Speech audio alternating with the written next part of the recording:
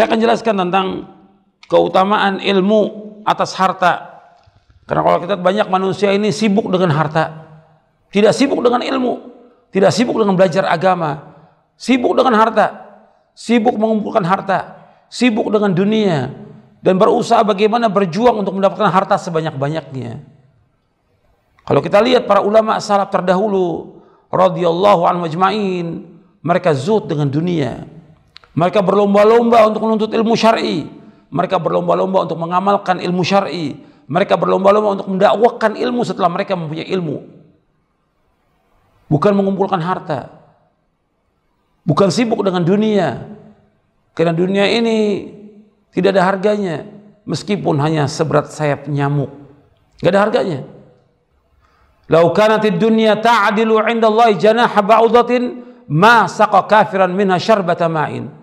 Kalau seandainya dunia ini berharga di sisi Allah meskipun hanya seberat sayap nyamuk, maka Allah tidak akan memberikan kepada orang kafir meskipun hanya seteguk air. Menunjukkan apa? Bahwa dunia enggak ada harganya meskipun hanya seberat sayap nyamuk. Maka kita jangan menyibukkan kita dengan dunia. Jangan sibukkan kita dengan mengumpulkan harta. Bab ilmu punya keutamaan yang tinggi atas harta. Dijelaskan oleh Imam Ibnu Qayyim Al-Jauziyah di dalam kitabnya Miftah dari Sa'adah. Beliau menjelaskan tentang keutamaan atau kemuliaan ilmu atas harta. Yang pertama, ilmu adalah warisan para nabi, sedangkan harta warisan para raja dan orang kaya. Karena nabi itu tidak mewariskan harta, yang mereka wariskan ilmu. Bagaimana Nabi bersabda, al-ulama warathul anbiya, innal anbiya lam yuwarithu dinaran wala dirhaman, innama warathul ilma, faman akhadahu bihadzin wafir. Sesungguhnya ulama itu pewaris para nabi. Sesungguhnya para nabi tidak mewariskan dinar dan dirham, tidak mewariskan mata uang emas, dan tidak mewariskan mata uang perak. Yang mereka wariskan para nabi ini ilmu. Barang siapa mengambil ilmu ini, maka dia mendapatkan bagian yang besar. Hadis ini sahih. Jadi ilmu warisannya para nabi, sedangkan harta warisannya para raja. Yang kedua, ilmu menjaga pemiliknya, sedangkan pemilik harta menjaga hartanya. Artinya kalau kita belajar ilmu, ilmu ini akan membimbing kita. Ini yang benar, ini yang tidak benar, ini yang boleh, ini yang enggak boleh, ini yang halal, ini yang haram, ini yang tauhid, ini yang syirik. Dibimbing oleh ilmu itu. Sedangkan harta semakin banyak kita sibuk. Kalau kita punya harta, kita menjaga harta ini. Di mana diletakkan? Dimasukkan di bank mana?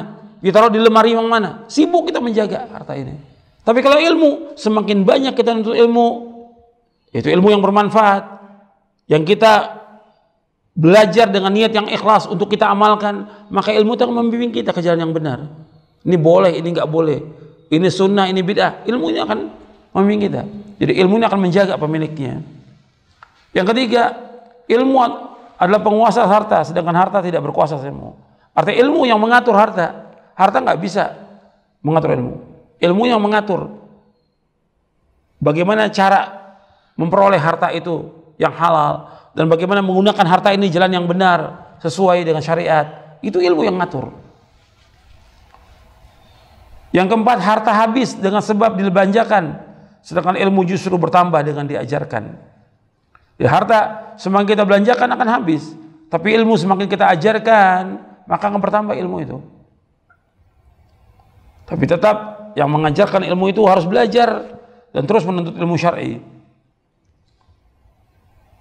Yang kelima, pemilik harta jika telah meninggal dunia, ia berpisah dengan hartanya, sedangkan ilmu mengiringinya masuk ke dalam kubur bersama para pemiliknya.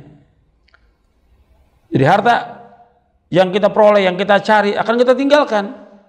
Orang punya usaha, punya dagangan, punya rumah yang banyak, punya mobil yang banyak, punya uang yang banyak. Kalau dia meninggal, bukan milik dia, milik ahli waris. Jadi harta itu akan ditinggal. Yang mengiringi mayit kata Nabi SAW 3, yang mengiringi jenazah ke kuburan itu 3. Yang pertama hartanya, yang kedua keluarganya, yang 3 amalnya, yang pulang 2. Yang pulang 2 yaitu keluarganya dan hartanya. Yang mengiringi dia amalnya. Jadi maksudnya ilmu itu bersama dia, ilmu yang dilaksanakan dengan amal-amal soleh akan masuk ke liang kubur bersamanya.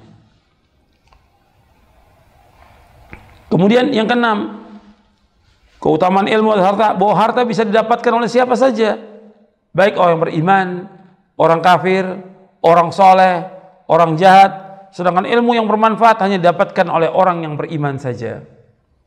Jadi harta bisa didapatkan oleh siapa aja.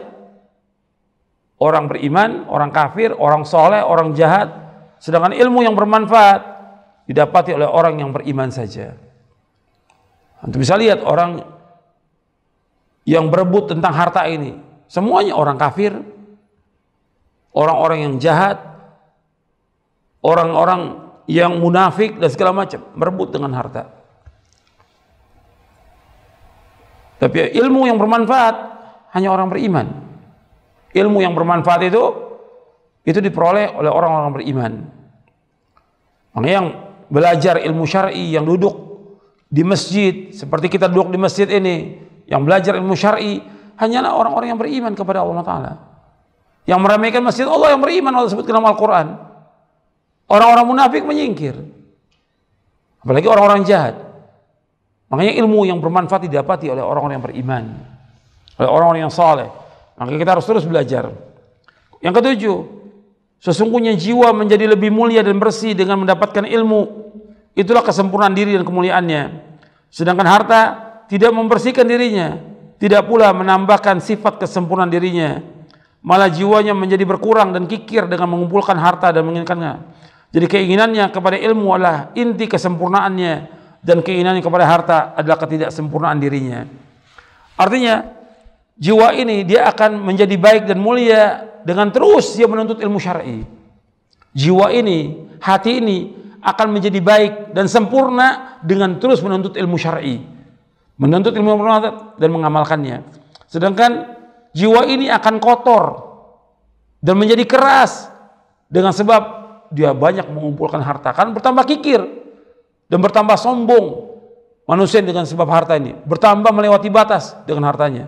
Makanya kita harus terus bagaimana berusaha untuk menuntut ilmu syar'i, karena ini merupakan kesempurnaan jiwa manusia dengan ilmu syar'i ini. Wassallallahu Nabi Muhammadin SAW, mudah-mudahan yang kita kaji bermanfaat. Wassallallahu Nabi Muhammadin wa ala sahbihi ajma'in. Wa akhiru da'wana alhamdulillah rabbil alamin. Wassalamualaikum warahmatullahi wabarakatuh.